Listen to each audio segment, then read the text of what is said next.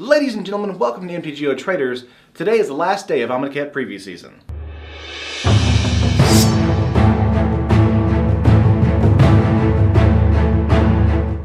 Hey guys, this is Taryn, and I think we're going to go over just a handful of cards that were spoiled today, since the entire set was released. So I'm just going to pick 3 to 5 cards from each individual color and kind of talk about them and their implications. So let's start off with one of the single artifacts I liked. Edifice of Authority is 3 colorless for an artifact. Pay 1 colorless and tap it. Target creature can't attack this turn. Put a brick counter on Edifice of Authority. Then you can pay 1 mana and tap it. Until your next turn, target creature can't attack or block, and its activated abilities can't be activated. Activate this ability if there are 3 more brick counters on Edifice of Authority. I don't think this will see any kind of standard play, but I do think in limited and in draft it's quite good. Especially being able to stave off creatures on your opponent's side, build up the brick counters, and then create a lockdown situation later in the game. For 3 mana, this recurring utility effect is very interesting. I could definitely see this taking some of the tempo slots in the sealed and draft environment. Next up, let's talk some white cards. Time to Reflect is a 1 white mana instant. Exile target creature that was blocked or blocked by a zombie this turn. If you didn't already know, white-black zombies is a thing in limited. They're basically beating you over the head with it at this point. I do think this card is quite good. Even if it's not in a white-black zombie matchup, the Embalm ability turns your creatures into zombies. So this combat trick is even more rewarding. I do think in limited and in sealed it's great. And I think that Exile ability might actually see some sideboard standard play. Exiling is very important, especially in a realm where gods exist. I'm really excited to put this into a black-white zombie deck in standard, and I think it's going to see a lot of mileage in sealed and draft. Next up, we've got Gus Walker, 1 colorless, 1 white for a 2/2 human wizard. You may exert Gus Walker as it attacks.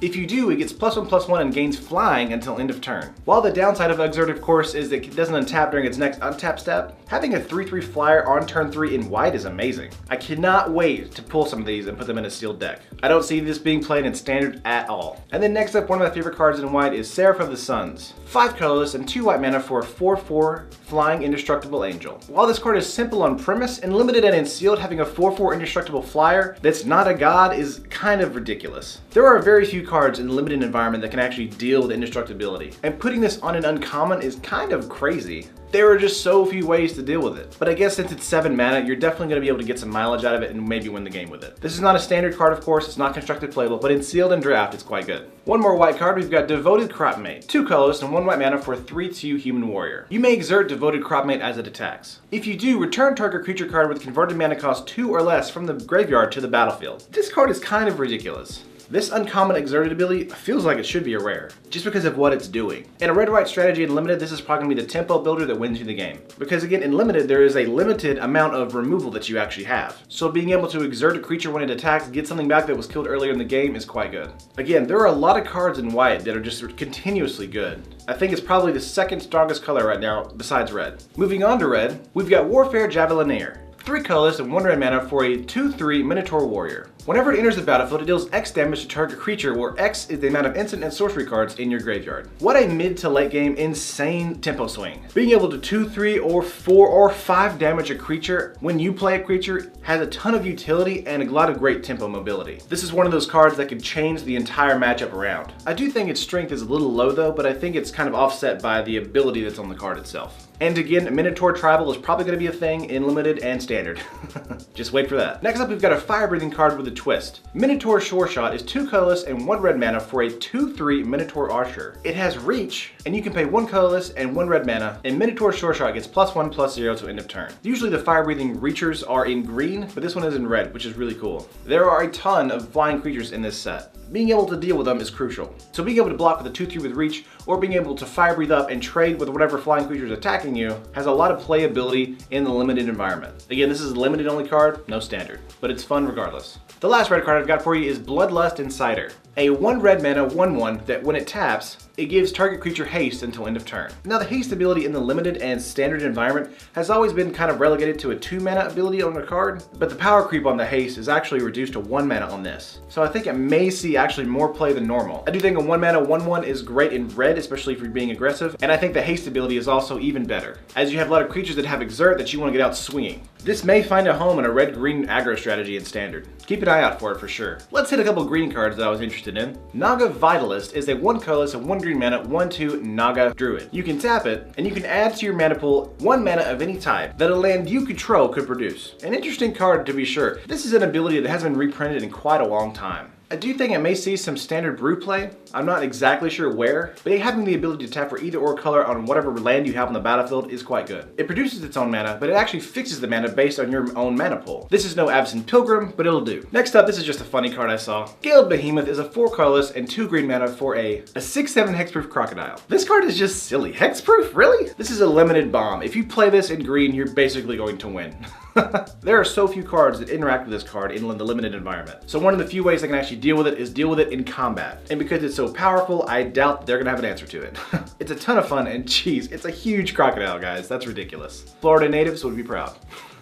Next up, let's go over some blue cards. Open into Wonder is X 2 blue mana for sorcery. X target creatures can't be blocked this turn. Until end of turn, those creatures gain. Whenever this creature deals combat damage to a player, draw a card. What a massive tempo swing in blue. Not only do you get in for free damage, you also get to draw a card when you do damage. So let's say for 5 mana, you get to attack with 3 creatures to draw 3 cards, deal 3 to 6 to 7 to 9 damage. That kind of tempo swing cannot be ignored. While it's a sorcery, I doubt it'll see any kind of standard play, but I do think in the sealed and draft environment, this is a game-changing win. Next up, we've got Avian Initiate. 3 colorless and 1 blue mana for a 3/2 bird soldier. It has flying and embalm for 6 colorless and 1 blue mana. Being a 3/2 for 4 flyer is actually quite good in sealed, but having it have embalm for recursion is crazy. Again, there's just not that many cards that remove stuff in this set, so I feel like these flyers are just gonna dominate, especially because they have recursion for the mid to late game. Not a standard card, of course, but this is a limited workhorse.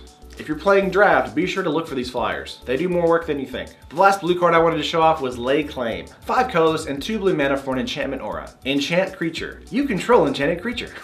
It has cycling for 2 colorless mana. Again, in limited and in draft, this is a great card. Really good control strategy, and if you pull it early in the game, you can just cycle it away. No harm with that. If it's a 2 mana cantrip, that's perfectly fine. But in the late game, if you have 7 mana, this card is stupid.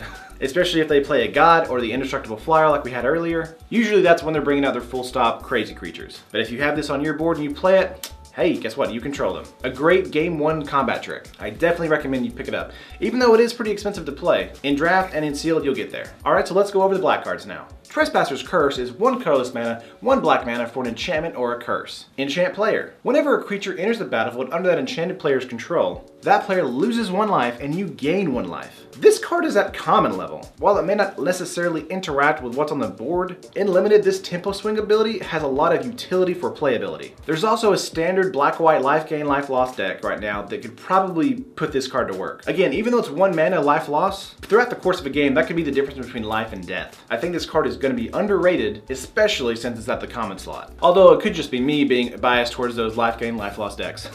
I'm very much that slow style tempo player. But moving on to an insane instant card in black. We've got Supernatural Stamina for 1 black mana for an instant. Until end of turn, target creature gets +2/+0 and gains whenever this creature dies, return it to the battlefield under its owner's control tapped. This card just isn't a +2 and regenerate. This card has a ton of stuff going on. It pumps your creature, allows you to trade for a creature. If your creature has a die ability, it triggers, and then if your creature has an enter the battlefield ability, it triggers. So it's doing a lot of things. This is kind of like a catch-all combat trick, and I love that. You know, I think this might see like some sideboard or mainboard play in some weird standard deck. While this doesn't hit tokens or embalm creatures, the standard environment has a lot more creatures to offer. But even in the sealed and draft environment, this card is still a combat trick all-star. I would highly pick it. Next up, we've got Bone Picker, 3 colorless and 1 black mana for a 3/2 bird. Bone Picker costs 3 less colorless to cast if a creature died this turn. It has flying and death touch. This card is ridiculous. You can play this for 1 mana if something died this turn, and it has flying and death touch. Mind blown. I'm honestly surprised this wasn't spoiled earlier. Holy cow. If you see this guy, pick him in draft. This is ridiculous. So good. But that's it for the black cards. Let's move on to the multicolor cards. On-Crop Champion is 2 colorless, 1 green, 1 white for a 4/4 human warrior. You may exert the champion as it attacks. If you do, untap all other creatures you control. What a insane limited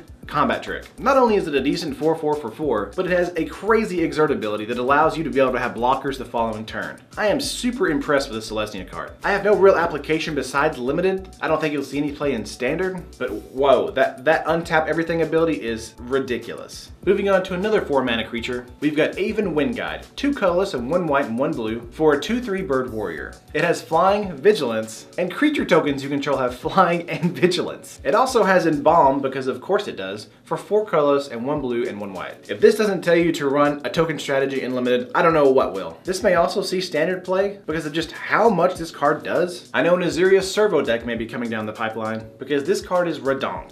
It just does so many things, like just stupid. And finally, the last card for the day, we've got Kinra Charioteer, a 1 colorless red and green mana 3/3 Jackal Warrior. It has trample and other creatures you control have trample. What an insane limited game changer. When this card comes down, if you're not going to win the game, I don't know what to tell you. This card feels like it was created to break up those gummy board states in Limited. I don't think this card will see any kind of standard play, but in Limited, the mid to late game where you have like 5 creatures versus 5 creatures, you play this card, everything you have is trample, and then you just swing out for damage. What a great tempo-based win. And if you haven't noticed, there are some huge creatures in red and green. Alright guys, that is all I'm going to share for today for the pre-release, and I cannot wait to play the pre-release event next weekend. Are you guys going to it? Leave a comment below, let me know. What do you think of the cards I covered today? I truly think Supernatural Stamina is going to go places. That card is ridiculous. But leave a like if you liked the video, and subscribe to MTGO Traders for more content in the future. We're going to be busting out some Amonkhet MTGO drafts in the future, and keep a lookout for some of Jolt's deck techs, and Commander and Modern, and some of my deck techs in Standard. I'll see you guys next video.